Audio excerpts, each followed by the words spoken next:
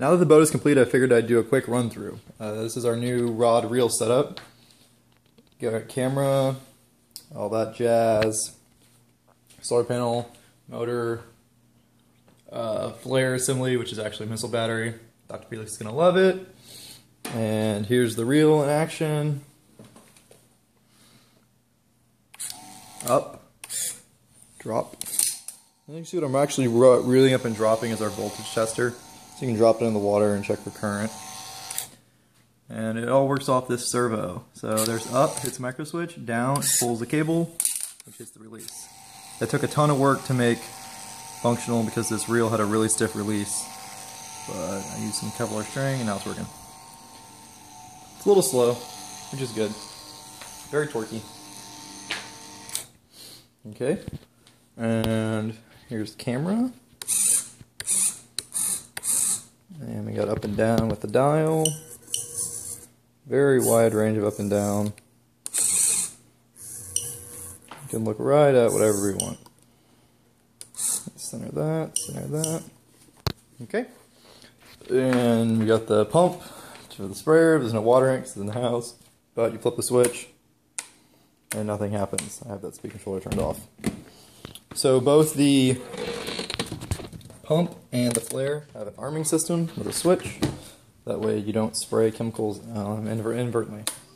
So now that switch is on, you can hear the motor running.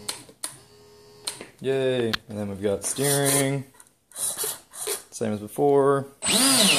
And with a bigger prop, it's all adjustable, lower shaft, yada yada yada. And GPS thing, and solar panel. And it's all working, finally. I went to a lead acid battery because it was safer and it was easier to work with our charge controller because Home Depot shipped us the wrong one. But whatever. So that's going to work nicely and charge and everything. That battery still is 4,000 milliamps or 3.2 amp hours. Actually, it's 3,200 milliamps. We did some testing on it.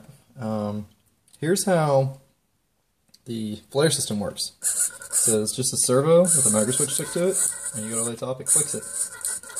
Now the safety is, so you can't just bump it. In order to make that happen, you have to go in the transmitter and change the setting to max travel. If you're usually driving the boat, you can't make the flare go off. Another safety is that it has a plug. So unless the flare is plugged into there, it's not going to go off. And see, that's the solar panel plug. So it plugs in there. I routed the wires a little more nicely. I need to vacuum out the boat. There's our new tanks, 1.7 gallons. Bilge pump's down in there plumbed. We got our fill plug, which usually need a pair of pliers to get off, but it's not that tight. So that gives you a nice wide nozzle to pour in there. And then right here, you have the nozzle that hooks to the hose. And that's all sealed in there very nicely with epoxy. Yep, it's pretty much done. Speed controller for the boat's back there. Keep it as far back as possible.